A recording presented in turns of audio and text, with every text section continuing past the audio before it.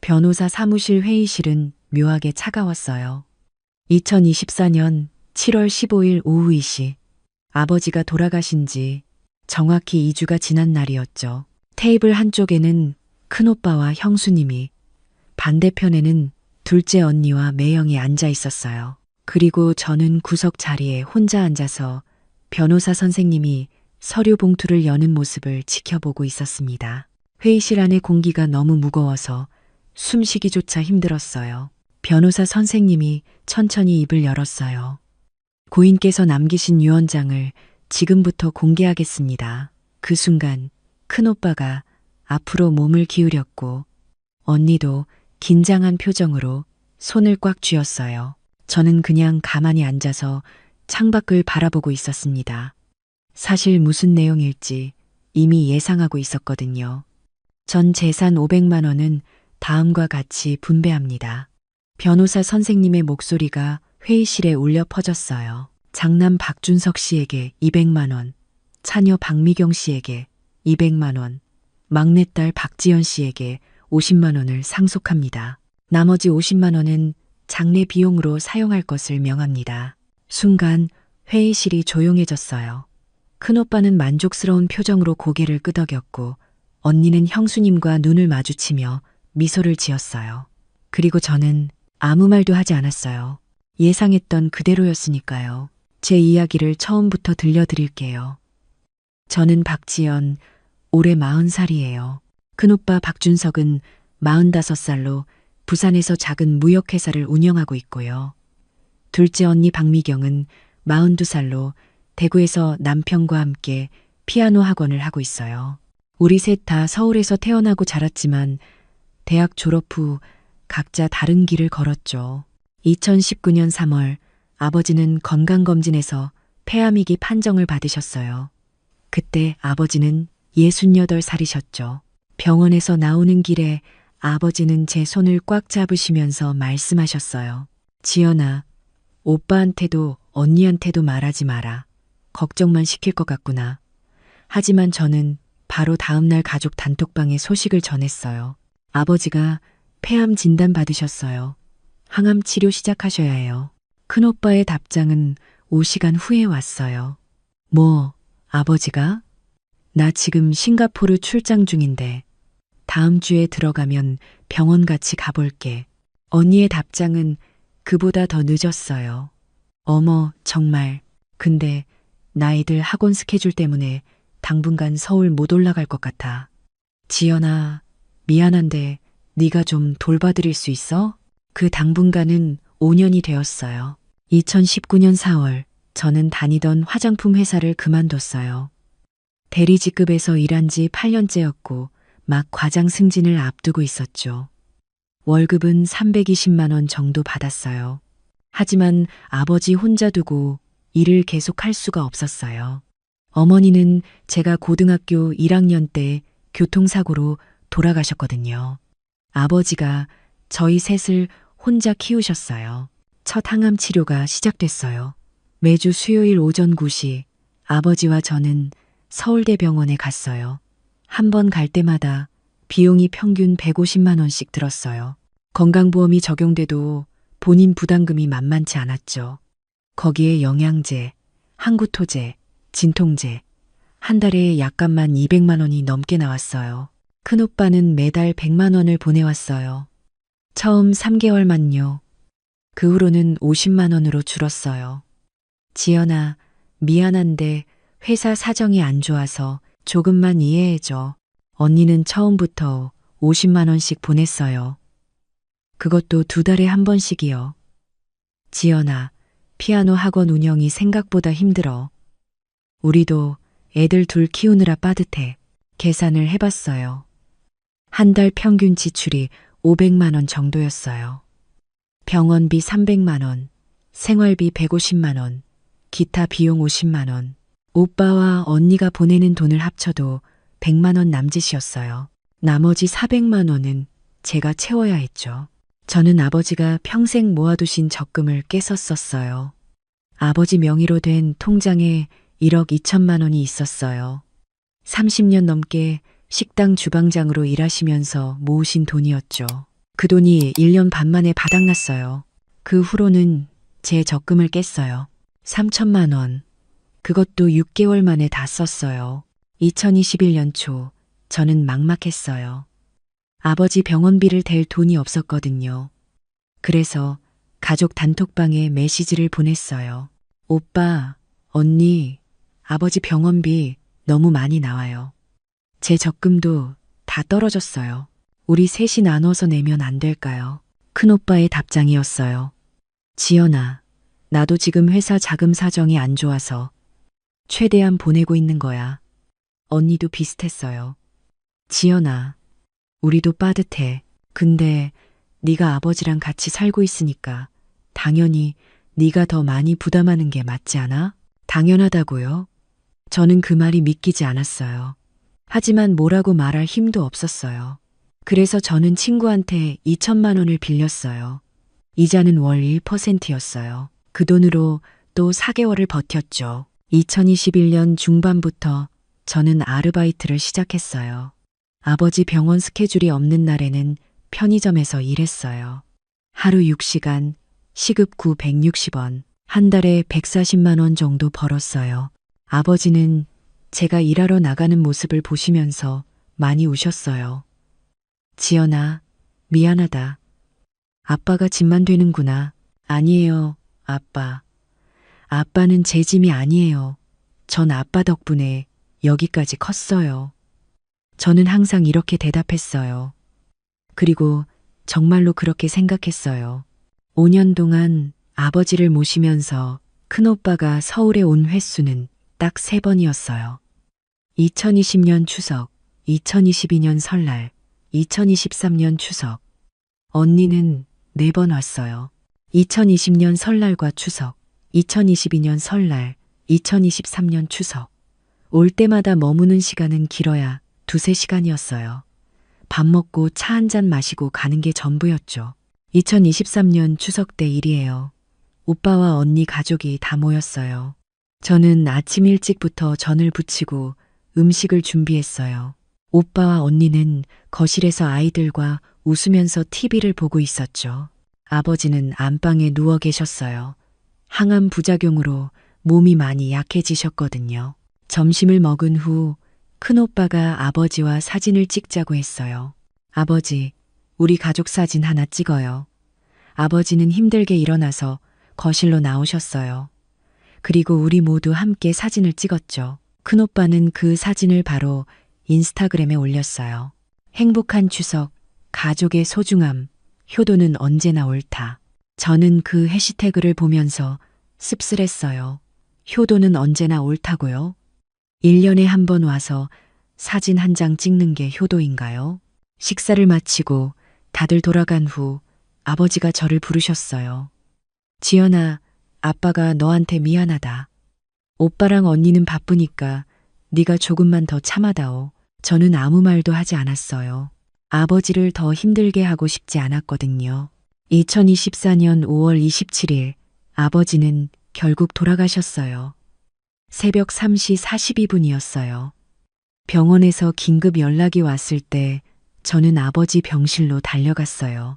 아버지는 제 손을 잡으시면서 마지막 말씀을 하셨어요. 지연아, 고맙다. 미안하다.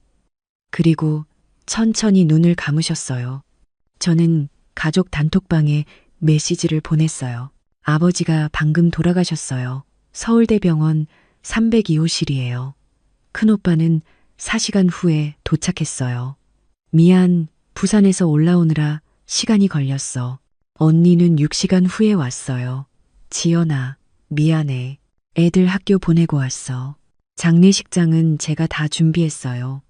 빈소 예약, 수의 선택, 장지 결정. 모든 것을 혼자 했어요.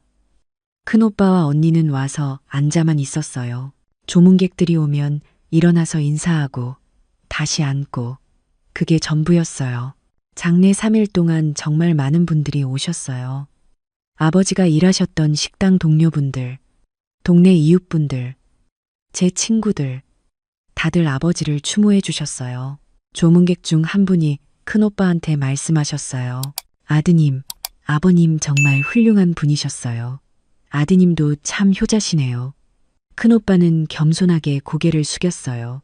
아니에요. 아버지께 잘 못해드렸어요. 저는 그 광경을 보면서 아무 말도 하지 않았어요. 뭐라고 말해야 할지 몰랐거든요.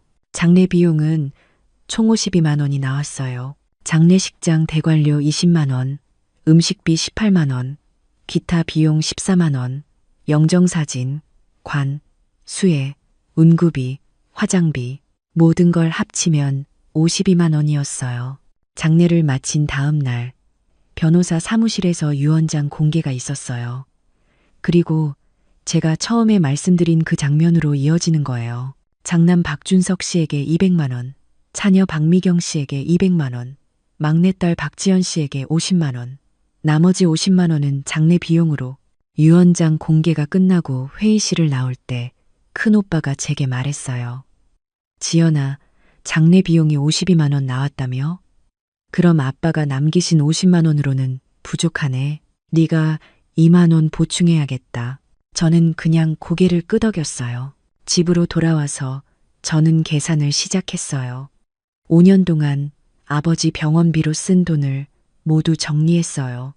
병원비, 약값, 영양제, 생활비, 영수증을 다 꺼내서 엑셀에 정리했어요. 총 2억 1, 200만 원이었어요. 큰오빠가 보낸 돈은 총이 800만 원, 언니가 보낸 돈은 800만 원, 둘이 합쳐서 600만 원이었어요. 저는 1억 600만 원을 썼어요. 아버지 적금 1억 2천만 원, 제 적금 3천만 원, 친구한테 빌린 돈 2천만 원, 편의점 아르바이트로 번 돈, 모두 합치면 정확히 1억 600만 원이었어요. 그리고 지금 유산은 50만 원이에요. 1억 600만 원을 쓰고 50만 원을 받았어요.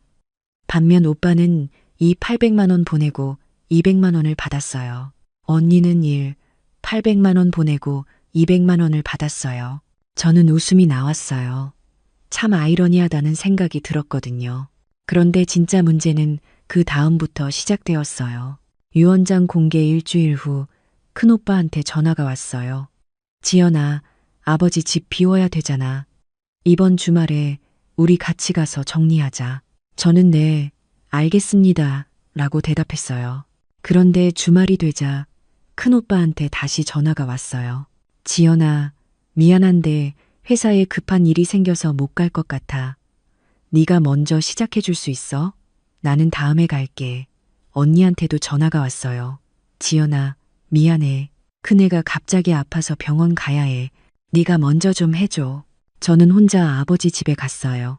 방 2개짜리 작은 빌라였어요. 아버지는 평생 이 집에서 사셨어요. 저도 대학 졸업 전까지 여기서 살았고요. 아버지가 돌아가신 후 5년 동안 함께 산 이 공간에는 추억이 너무 많았어요. 저는 아버지 옷을 정리하고 책을 분류하고 서류를 챙겼어요. 혼자서 3일 동안 일했어요. 아버지가 생전에 아끼시던 물건들, 오래된 사진들, 편지들, 하나하나 보면서 눈물이 났어요. 그리고 바로 그때 제 휴대폰이 울렸어요. 큰오빠였어요. 지연아, 정리 다 됐어? 아버지 통장이랑 인감도장 어디 있어? 찾으면 나한테 좀 보내줘. 저는 아직 못 찾았어요. 라고 대답했어요. 그날 저녁 언니한테도 전화가 왔어요. 지연아, 아버지 집월세 계약서 있지. 그거 사진 찍어서 보내줄 수 있어. 집주인한테 연락해야 되거든. 저는 그냥 내라고만 했어요. 2주가 지났어요. 저는 아버지 집 정리를 거의 다 끝냈어요. 혼자서요. 큰오빠와 언니는 한 번도 오지 않았어요. 전화만 계속 왔어요. 저거 어디 있어? 이거 찾았어? 그거 버리지 말고 챙겨둬. 유언장 공개 3주째 되던 날 갑자기 가족 단톡방이 만들어졌어요. 큰오빠가 만든 거였어요. 방 이름은 박씨 가문이었어요. 첫 메시지는 큰오빠가 보냈어요. 지연아, 집 정리 다 끝났지. 수고했어. 그런데 장례 비용 52만 원 중에 아빠가 남기신 50만 원 빼고 2만 원은 네가 냈다며. 그거 우리 셋이 나눠서 내는 게 맞지 않을까? 저는 화면을 보면서 잠시 멍했어요. 2만 원이요? 2만 원을 나눠내자고요. 언니의 메시지가 이어졌어요. 맞아. 장례 비용은 우리 셋이 똑같이 내는 게 공평하지. 지연아, 52만 원을 3으로 나누면 한 사람당 17만 3천 원 정도 나오는데 아빠가 50만 원 주셨으니까 우리가 2만 원만 더 내면 되는 거잖아. 그러니까 한 사람당 666원씩 내면 되겠네. 저는 답장을 하지 않았어요. 뭐라고 말해야 할지 몰랐거든요. 하지만 메시지는 계속 왔어요. 오전 9시, 지연아, 메시지 봤어? 오전 11시, 지연아, 왜 답장 안 해? 오후 2시, 지연아, 뭐 문제 있어? 오후 5시, 언니 지연아, 오빠가 물어보시는데 왜 대답을 안 해? 오후 7시 큰오빠, 지연아, 666원 계좌번호 알려줄게. 입금해줘. 저는 그날 밤 10시에 처음으로 답장을 했어요. 네, 알겠습니다. 그리고 계좌이체를 했어요. 666원. 하지만 그게 끝이 아니었어요. 다음 날 아침 큰오빠한테 메시지가 왔어요. 지연아, 아버지 집 정리하면서 나온 물건들 중에 쓸만한 거 있으면 우리도 좀 나눠 가질 수 있을까? 아버지 서재에 있던 골동품 도자기들, 그거 좀 가치 있을 것 같은데. 저는 오빠가 가져가세요라고 답했어요. 언니한테도 메시지가 왔어요. 지연아, 아버지가 쓰시던 서예 도구들 있잖아. 그거 우리 큰애가 서예 배우는데 줄 수 있어. 네, 가져가세요. 그 후로 일주일 동안 단톡방에는 계속 메시지가 왔어요. 이거 어떡할 거야? 저거는 누가 가져갈 거야? 아버지 옷은 어떻게 할 거야? 모든 질문은 제게 왔어요. 하지만 아무도 직접 와서 정리를 도와주지는 않았어요. 그러던 어느 날 단톡방에 폭탄 메시지가 떨어졌어요. 큰오빠, 그런데 지연아, 너 아버지한테서 받은 50만 원 있잖아. 그거 사실 우리 셋이 나눠 갖는 게 맞지 않을까? 저는 휴대폰을 보면서 눈을 의심했어요. 뭐라고요? 언니의 메시지가 바로 이어졌어요. 오빠 말이 맞는 것 같아. 아버지가 유언장에서 지연이한테 50만 원 줬다고 했지만 그건 사실 장례 비용으로 쓰라는 의미였을 수도 있잖아. 실제로 장례 비용이 52만 원 나왔으니까 그 50만 원은 이미 다 쓴 거나 마찬가지지. 그러면 지연이는 사실 아무것도 못 받은 거고 우리 셋이 아버지 유산을 공평하게 나눠야 하는 거 아닐까? 큰오빠, 맞아. 그러니까 아버지가 남기신 500만 원에서 장례비 52만 원 빼면 448만 원이 남는데 이걸 셋으로 나누면 한 사람당 149만 3천 원 정도 받는 게 공평한 거지. 나랑 언니는 이미 200만 원씩 받았으니까 지연이가 우리한테 각각 50만 7천 원씩 돌려줘야 하는 거 아닌가? 저는 그 메시지를 읽고 또 읽었어요. 제가 그들한테 돈을 돌려줘야 한다고요? 메시지는 계속 이어졌어요. 언니, 지연아, 오빠 말 들었지? 우리가 무리한 요구하는 거 아니야. 그냥 공평하게 나누자는 거지. 큰오빠, 지연아, 답장 좀 해봐. 우리 가족끼리 이런 거 가지고 싸우기 싫잖아. 저는 답장하지 않았어요. 뭐라고 말해야 할지 정말 몰랐거든요. 하지만 메시지는 멈추지 않았어요. 오히려 더 많아졌어요. 1일차 23개 메시지. 95. 큰오빠, 지연아, 일어났어. 947. 언니, 지연아, 오빠 메시지 봤지? 13 큰오빠, 지연아, 왜 답장 안 해?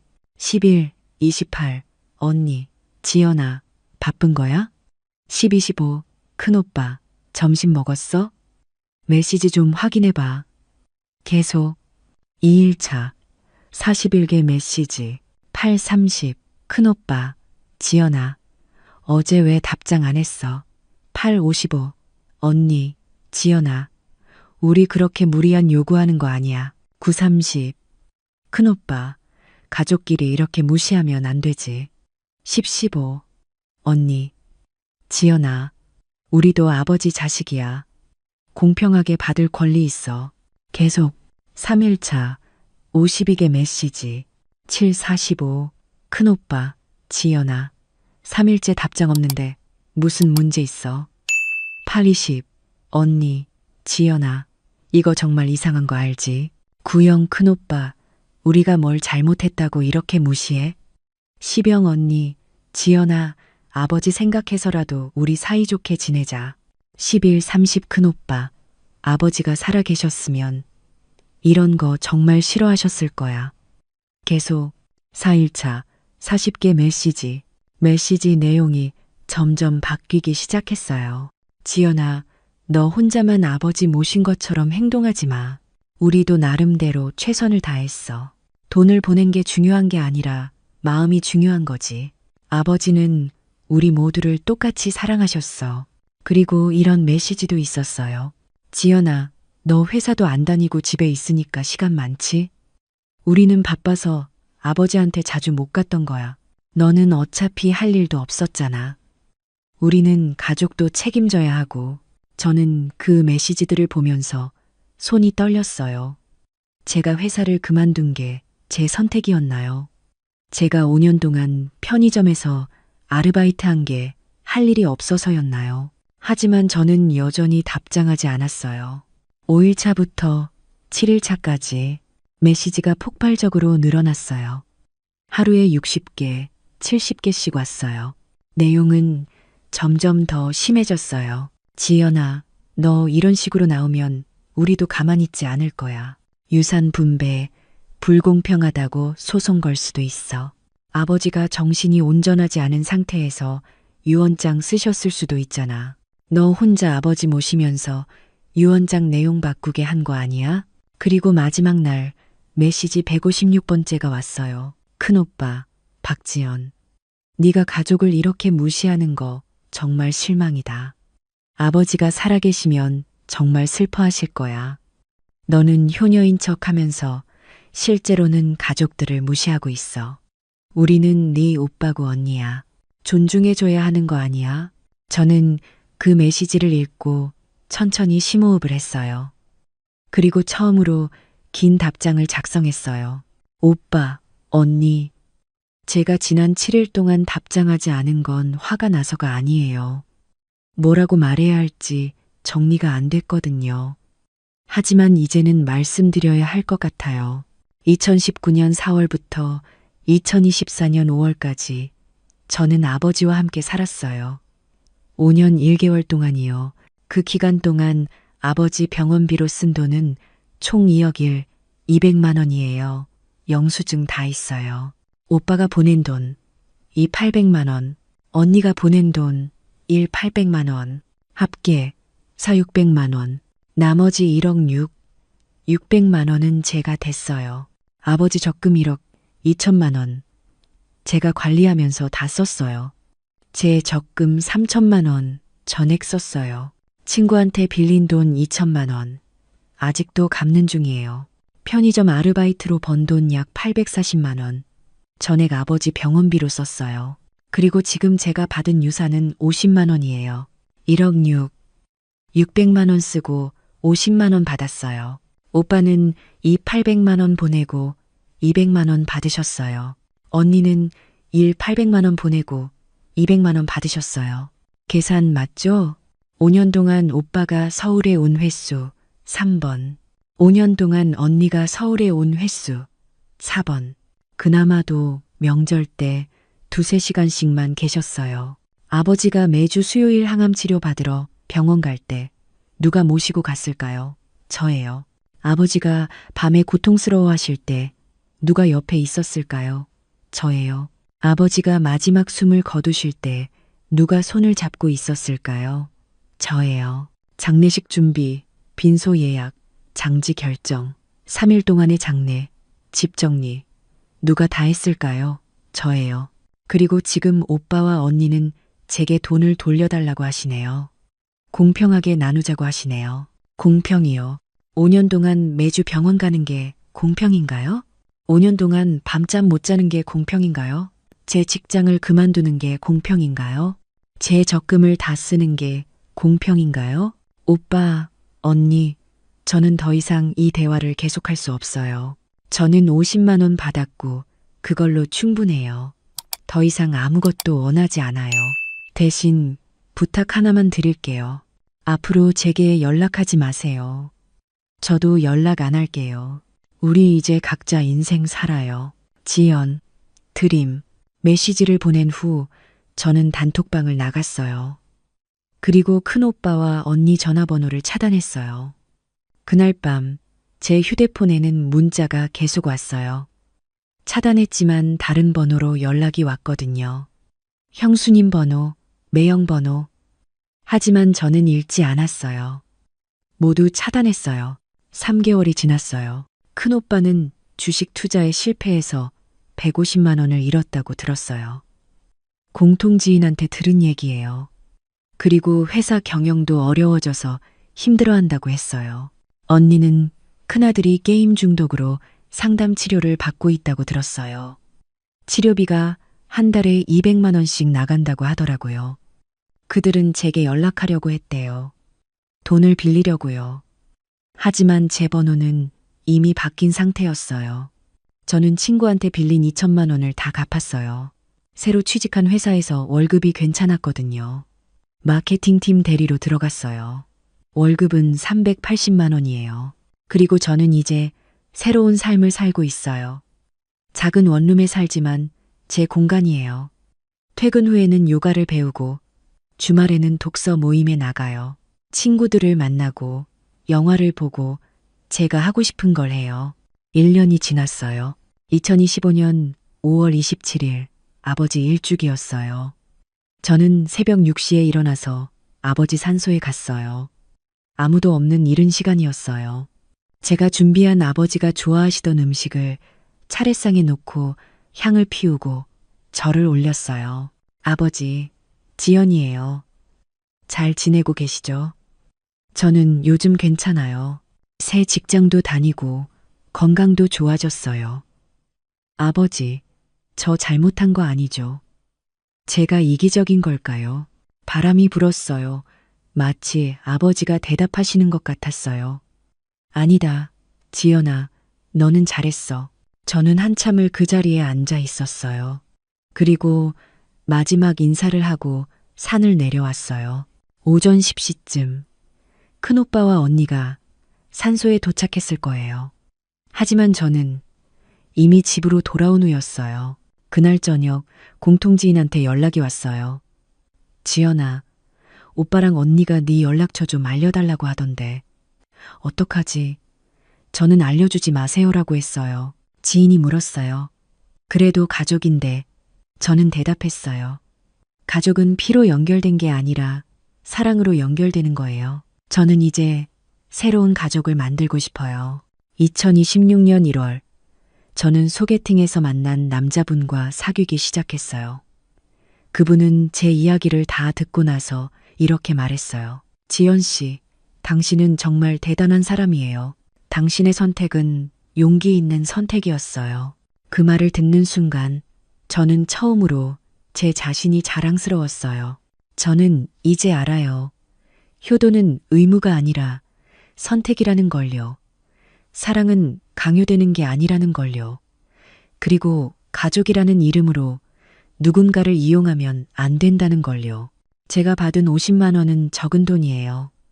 하지만 그 50만 원은 제게 중요한 의미가 있어요. 그건 아버지가 저를 인정해 주신 마지막 선물이었으니까요. 그리고 저는 그걸로 충분해요. 이제 저는 더 이상 과거에 얽매이지 않아요. 앞으로 나아갈 거예요. 제 인생을 살 거예요. 그게 아버지가 정말 원하셨던 거라고 믿어요. 문을 열자마자 뜻밖의 광경이 펼쳐졌습니다. 현관 앞에 큰 캐리어 2개와 함께 서 있는 형님과 조카 민서의 모습이었습니다. 언니, 왔어요. 남편 준우가 제 뒤에서 멋쩍게 웃으며 말했습니다. 형님, 무슨 일이세요? 지수야, 미안한데 당분간 여기서 좀 지내야 할 것 같아. 준우한테 이야기 안 했어? 저는 남편을 쳐다봤습니다. 준우는 고개를 숙인 채 아무 말도 하지 않았습니다. 이런 중요한 일을 왜 미리 말해주지 않은 걸까요? 아, 네, 들어오세요. 다른 말을 할 수가 없었습니다. 이미 캐리어까지 가지고 온 형님께 안 돼요. 라고 할 수는 없는 노릇이었으니까요. 형님 혜진은 올해 45입니다. 저보다 5살 위죠. 2달 전에 이혼 소식을 들었을 때는 정말 안타까웠습니다. 15년을 함께 살았는데 결국 헤어지게 됐다니. 하지만 설마 우리 집에 올 줄은 몰랐습니다. 민서야, 이모한테 인사해. 안녕하세요, 이모. 6살 조카 민서가 저를 올려다보며 인사했습니다. 한동안 못 본 사이 많이 컸네요. 어머, 민서 많이 컸다. 들어와. 거실로 안내하면서도 머릿속은 복잡했습니다. 우리 집은 방이 3개입니다. 안방, 작은 방, 그리고 제 작업실. 저는 프리랜서 디자이너라 집에서 일하는 시간이 많습니다. 작업실은 제게 필수적인 공간이었습니다. 지수야, 미안한데 작업실 좀 써도 될까? 민서랑 내가 거기서 자면 딱 좋을 것 같아. 예상했던 말이었지만 직접 들으니 당황스러웠습니다. 아, 형님, 거기는 제가 일하는 공간이라. 알아. 며칠만, 일주일이면 될 것 같아. 새 집 구할 때까지만. 응? 네가 이해해줘야지. 준우는 여전히 아무 말이 없었습니다. 형님의 눈치를 보고 있을 뿐이었습니다. 네, 알겠습니다. 그날 저녁 저는 작업실에 있던 제 물건들을 정리해야 했습니다. 컴퓨터, 타블렛, 책들, 자료들. 10년 동안 차곡차곡 모아온 제 작업 공간이 단 1시간 만에 거실 한쪽 구석으로 옮겨졌습니다. 고마워, 지수야. 역시 우리 동서가 최고야. 형님은 웃으며 말했지만 저는 웃을 수가 없었습니다. 그날 밤 준우에게 물었습니다. 여보, 왜 미리 말 안 했어? 형님이 갑자기 연락했어. 당장 나가야 한다고. 어떻게? 친누나인데. 나한테 먼저 상의라도 하지. 미안해. 근데 며칠만이래. 일주일이면 나간대. 일주일. 그래. 일주일쯤이야. 참을 수 있겠죠. 하지만 다음 날부터 상황은 제 예상과 완전히 달라졌습니다. 아침 7시 제가 커피를 내리고 있을 때 형님이 나왔습니다. 지수야, 민서 아침 뭐 먹이면 좋을까? 아, 냉장고에 우유하고 시리얼 있어요. 시리얼? 아침부터 그런 거 먹이면 안 되지. 밥 좀 해줘. 민서는 아침엔 꼭 따뜻한 밥을 먹어야 해.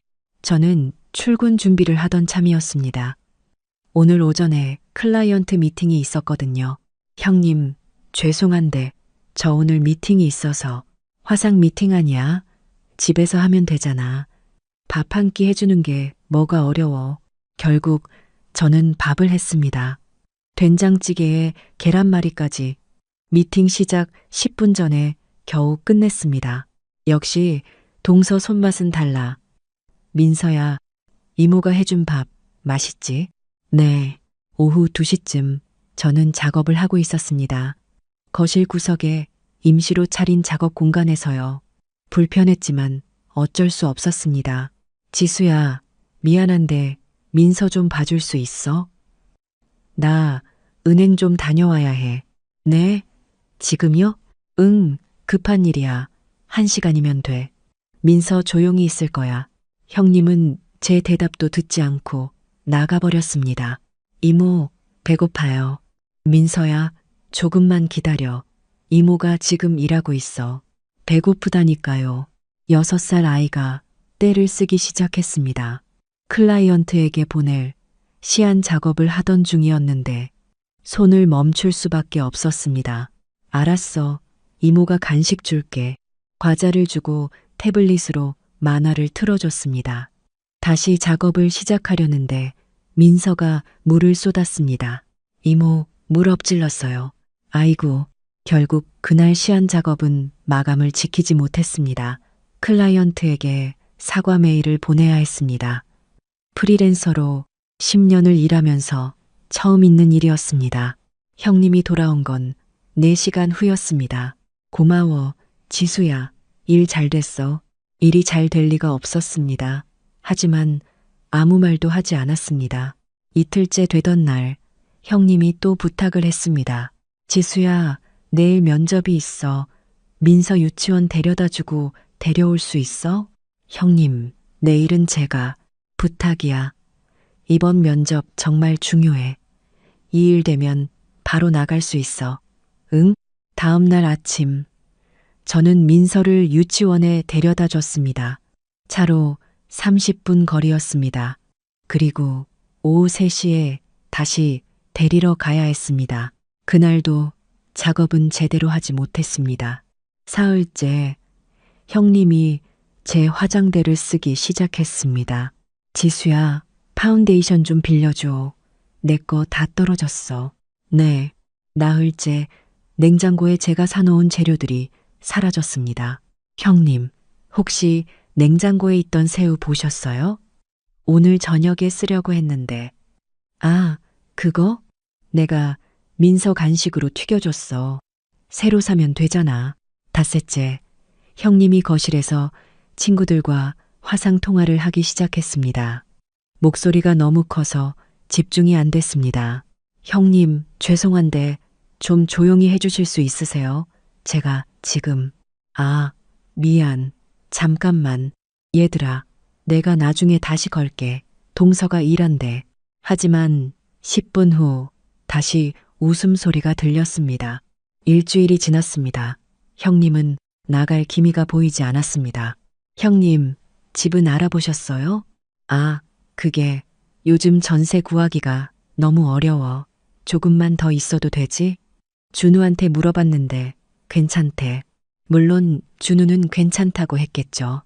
형님 눈치를 보느라. 형님. 그런데 저도 일이 있어서. 알아. 불편하게 해서 미안해. 그치만 나도 어쩔 수 없잖아. 이혼했는데 갈 데가 없어. 친동생 집 밖에. 죄책감을 느끼게 만드는 말투였습니다. 2주일째 상황은 더 악화됐습니다. 지수야, 민서 병원 좀 데려가 줄 수 있어. 감기 기운이 있는 것 같아. 형님이 데려가시면 안 돼요? 나 오늘 이력서 넣으러 가야 해. 부탁이야. 형님, 저도 오늘 클라이언트 미팅이. 화상으로 하면 되잖아. 민서가 아픈데 어떡해. 네가 좀 봐줘야지. 결국 또 제가 양보했습니다. 병원에서 3시간을 기다렸습니다. 그날 미팅은 취소했습니다. 3주일째 형님이 제 노트북을 쓰기 시작했습니다. 지수야, 노트북 좀 빌려줘. 이력서 수정해야 하는데 내 거는 고장났어. 형님, 그건 제 작업용인데 자료가 많아서 금방 쓰고 돌려줄게. 1시간만. 1시간이 5시간이 됐습니다. 그동안 저는 아무 일도 할 수 없었습니다. 그날 저녁 준우에게 말했습니다. 여보, 우리 형님께 언제쯤 나가실 건지 물어봐야 하지 않을까? 지수야, 조금만 참아줘. 형님, 지금 힘든 시기잖아. 나도 힘들어. 일을 제대로 못하고 있어. 알아. 근데 형님이 어디 가겠어. 우리밖에 없잖아. 그래도 지수야, 제발 내가 다 알아서 할게. 조금만 더 참아줘. 하지만 아무것도 달라지지 않았습니다. 한 달이 되던 날, 저는 한계에 도달했습니다. 그날 아침, 형님이 또 부탁했습니다. 지수야, 오늘 민서 유치원 행사가 있는데 내가 못 가. 대신 가줄 수 있어? 형님, 저 오늘 정말 중요한 프레젠테이션이 있어요. 화상으로 하면 되잖아. 민서가 이모 왔으면 좋겠대. 응? 안 돼요. 제 목소리가 생각보다 크게 나왔습니다. 뭐? 안 된다고요, 형님. 저도 제 일이 있어요. 지금 말투 좀 봐. 내가 부탁하는 게 그렇게 싫어? 싫은 게 아니라 못하는 거예요. 이 프레젠테이션 날리면 저 계약 날아가요. 계약 하나 날아가면 어때? 돈이 그렇게 중요해? 가족보다? 형님은 제가 가족이 아닌가요? 왜 제 일은 중요하지 않은 것처럼 말씀하세요? 그날 우리는 처음으로 크게 닭했습니다. 형님은 자기 방으로 들어가 버렸고 준우는 제게 형님께 사과하라고 했습니다. 왜 내가 사과를 해? 형님 기분 상하셨잖아. 내 기분은 한 달 동안 내가 얼마나 참았는데? 알아. 고맙게 생각해. 근데 형님이 지금 힘드시잖아. 조금만 더 참아줘. 그날 밤 저는 결심했습니다. 다음 날 아침 저는 호텔을 예약했습니다. 시내에 있는 비즈니스 호텔이었습니다. 일주일 숙박에 60만 원. 비쌌지만 상관없었습니다. 저는 제 정신을 되찾아야 했습니다. 점심때 저는 캐리어를 챙겼습니다. 노트북, 작업 도구들, 옷까지 필요한 것들을 모두 챙겼습니다. 어디가? 형님이 물었습니다. 출장 가요. 출장? 갑자기? 네, 클라이언트가 부르셨어요. 일주일 정도 걸릴 것 같아요. 준우는 알아? 문자 보냈어요. 사실 준우에게는 아무 말도 하지 않았습니다. 나중에 연락이 오면 그때 설명하려고 했습니다. 그래, 조심히 다녀와. 형님은 별로 신경 쓰지 않는 것 같았습니다. 저는 집을 나섰습니다. 현관문을 닫는 순간 가슴이 뻥 뚫리는 기분이었습니다. 호텔에 도착해서 방에 들어갔습니다. 깨끗하고 조용한 공간, 아무도 저를 방해하지 않을 공간, 눈물이 났습니다.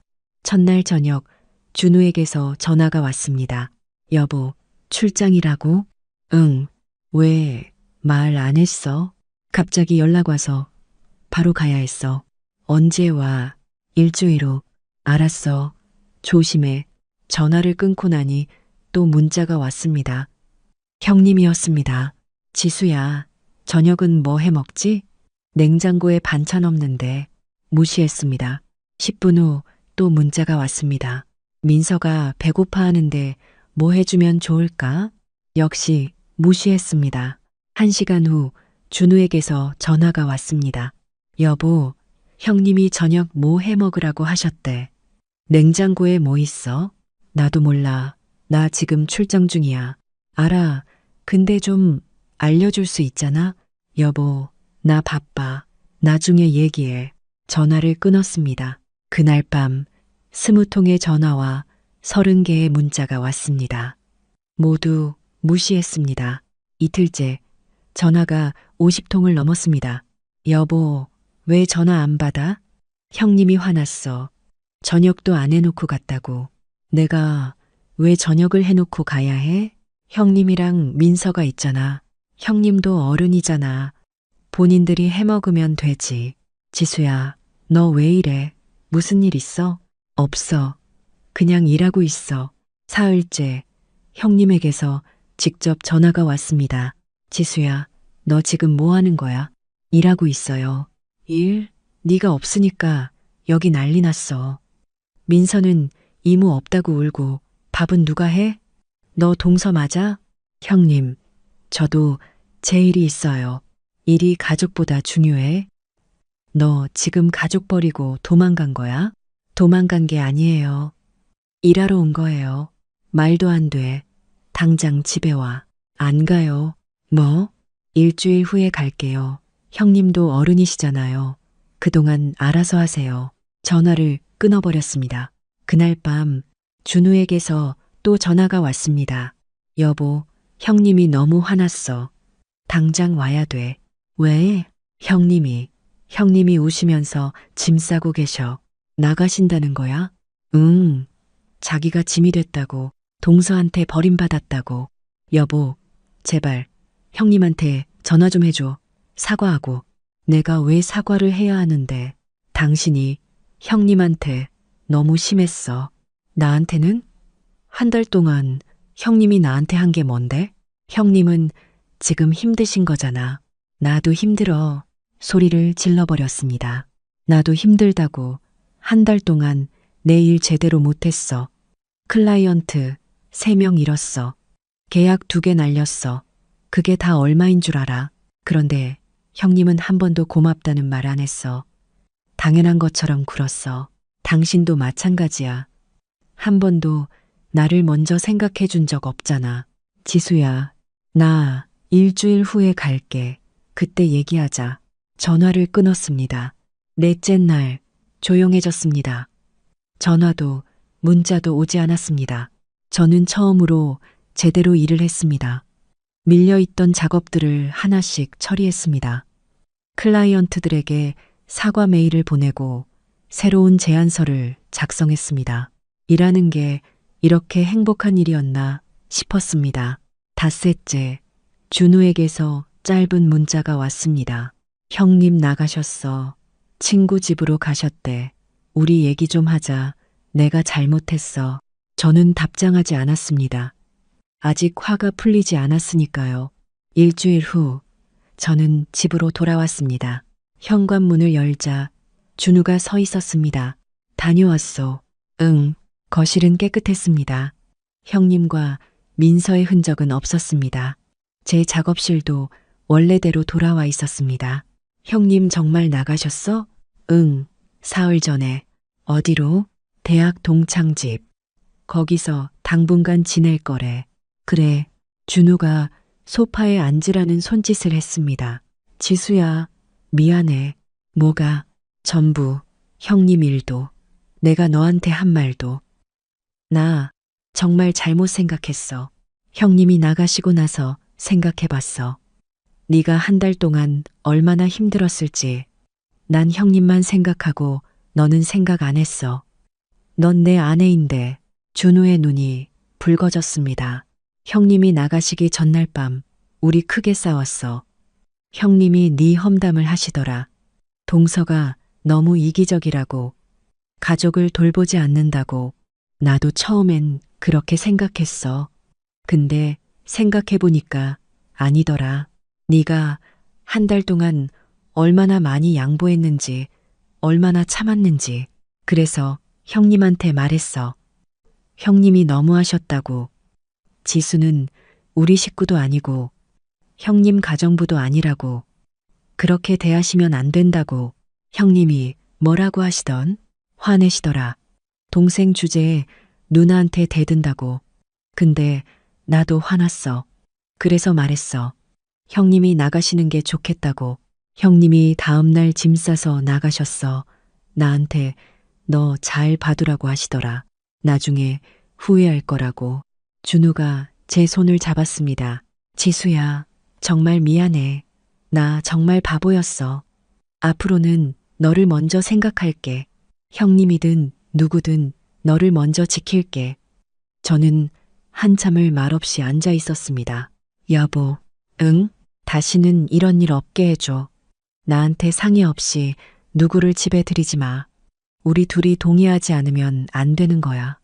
이건 우리 집이니까. 알았어. 약속할게. 그리고 앞으로 누가 뭐라 하든 나를 먼저 생각해줘. 난 당신 아내야. 형님보다, 부모님보다 당신이 가장 먼저 지켜야 할 사람이 나야. 그럴게. 약속해. 준우가 저를 안았습니다. 저도 준우를 안았습니다. 그날 밤 오랜만에 푹 잤습니다. 제 집, 제 침대에서 다음 날 아침 형님에게서 문자가 왔습니다. 지수야, 그동안 미안했어. 내가 너무 심했던 것 같아. 내 입장은 생각 안 하고 내 편의만 생각했어. 정말 미안해. 나 지금 친구 집에 있는데 여기서 좀 지내다가 집 구하려고. 민서도 안부 전하래. 이모한테 미안하다고. 저는 한참을 생각하다가 답장을 보냈습니다. 형님, 저도 좀 심했던 것 같아요. 하지만 형님도 이해해 주세요. 저도 제 일이 있고 제 삶이 있어요. 서로 존중하면서 지냈으면 좋겠어요. 민서한테 이모가 사랑한다고 전해주세요. 형님에게서 답장이 왔습니다. 그래, 알겠어. 나도 반성 많이 했어. 다음에 보자. 그때는 제대로 된 손님으로 갈게. 저는 미소를 지었습니다. 그 후로 한 달이 지났습니다. 제 작업실은 다시 제 공간이 됐습니다. 밀려있던 일들을 모두 처리했고 새로운 프로젝트도 시작했습니다. 잃었던 클라이언트 중 2명과 다시 일하게 됐습니다. 준우는 정말 달라졌습니다.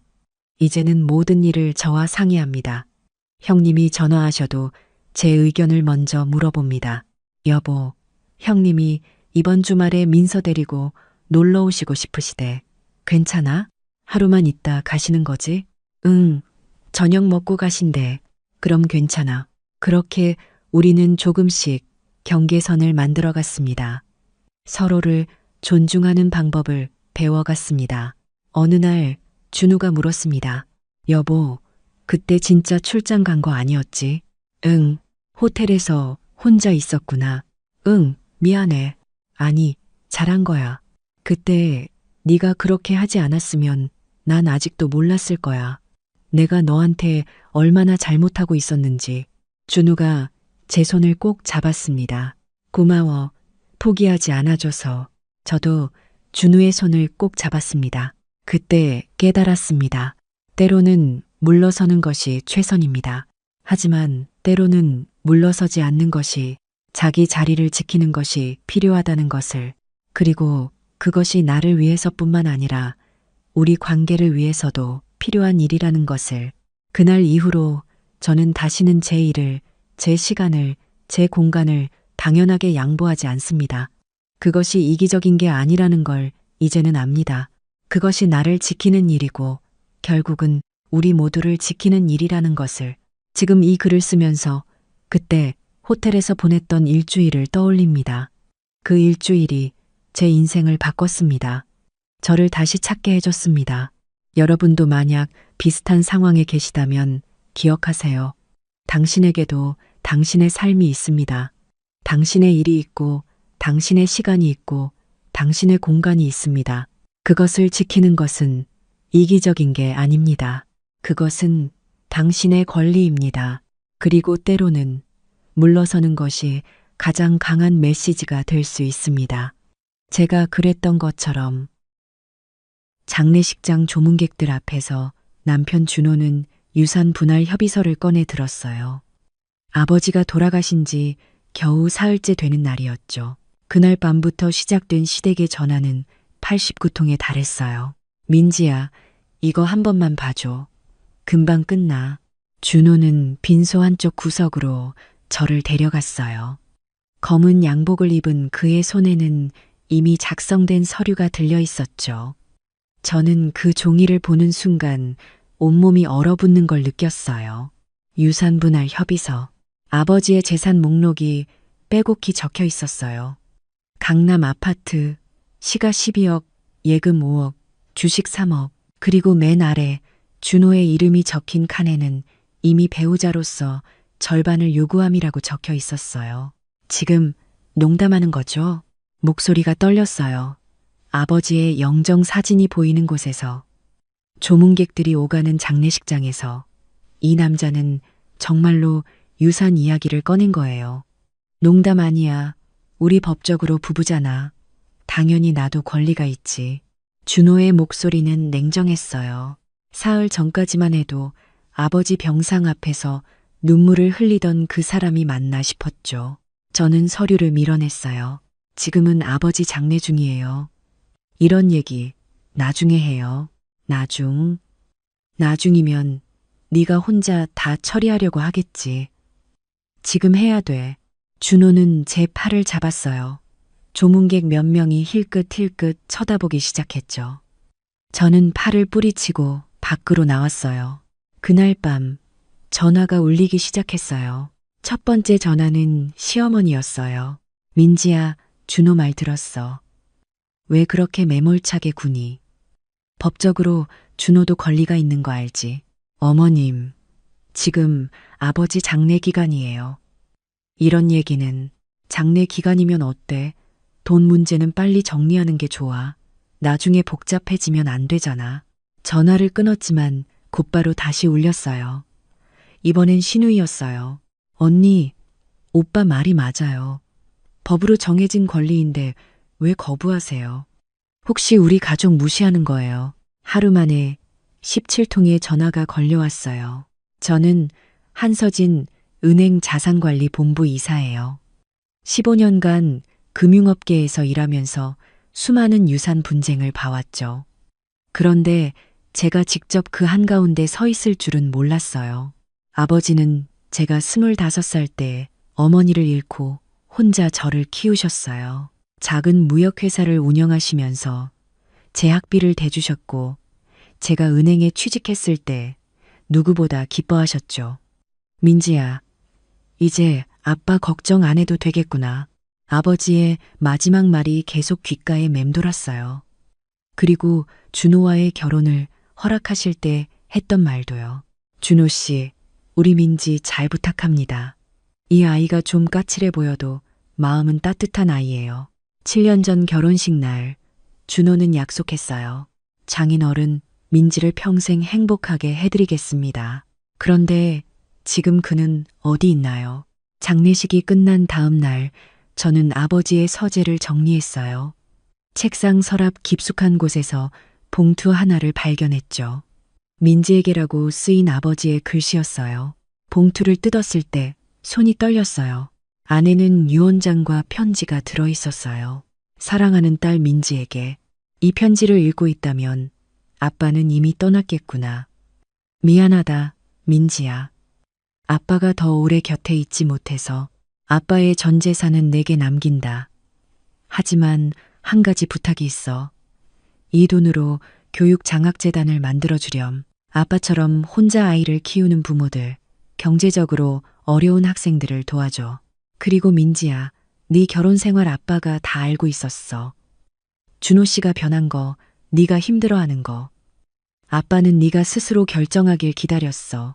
넌 똑똑한 아이니까. 사랑한다, 우리 딸. 편지를 읽는 내내 눈물이 멈추지 않았어요. 아버지는 다 알고 계셨던 거예요. 준호가 2년 전부터 회사 후배 지은과 만나고 있다는 것도, 제가 혼자 고민하고 있다는 것도. 그날 밤 전화벨이 또 울렸어요. 이번엔 시어머니의 남동생, 제가 한 번도 만난 적 없는 사람이었어요. 민지 씨죠. 저는 준호 어머니 남동생인데요. 들었어요. 장인어른 재산이 꽤 되신다면서요? 우리 준호도 7년이나 사위 노릇했는데 당연히 몫이 있죠. 전화를 끊자마자 또 울렸어요. 시댁 친척들이 돌아가며 전화를 하기 시작한 거예요. 민지야, 시어머니가 요즘 혈압약 드시는 거 알지? 스트레스 받으시면 안 돼. 언니, 오빠가 그동안 언니 뒷바라지 얼마나 했는데요. 은행 회식 때마다 대신 집안일 했잖아요. 민지 씨, 법적으로 따지면 배우자 상속권이 있어요. 안 주면 소송할 거예요. 사흘 만에 43통의 전화가 왔어요. 잠도 제대로 잘 수 없었죠. 나흘째 되는 날, 저는 회사에 출근했어요. 일을 해야 정신을 차릴 수 있을 것 같았거든요. 책상 위에는 고객들의 위로 메시지가 쌓여 있었어요. 점심시간 후배 수진이가 조심스럽게 다가왔어요. 이사님, 괜찮으세요? 얼굴이 너무 안 좋으신데. 응, 괜찮아. 그냥 좀 피곤해서. 그리고 이거 말씀드려야 할지 모르겠는데. 수진이는 휴대폰을 꺼냈어요. 카카오톡 대화 화면이었죠. 준호와 지은의 대화였어요. 오빤 이제 곧 부자 되는 거야? 그러게. 장인어른 재산이 15억은 될 것 같아. 와, 대박. 그럼 우리 이제 결혼할 수 있겠네. 그래야지. 민지랑은 이번 달 안으로 이혼 절차 시작할 거야. 근데 오빤 민지 언니한테 미안하지 않아? 뭐가? 7년이나 살았으면 됐지. 어차피 재미없는 여자였어. 맨날 일만 하고. 저는 휴대폰 화면을 멍하니 바라봤어요. 손이 떨렸죠. 이사님, 수진아, 이거 어떻게 알았어? 지은이가 제 대학 동기거든요. 자랑하고 싶었나 봐요.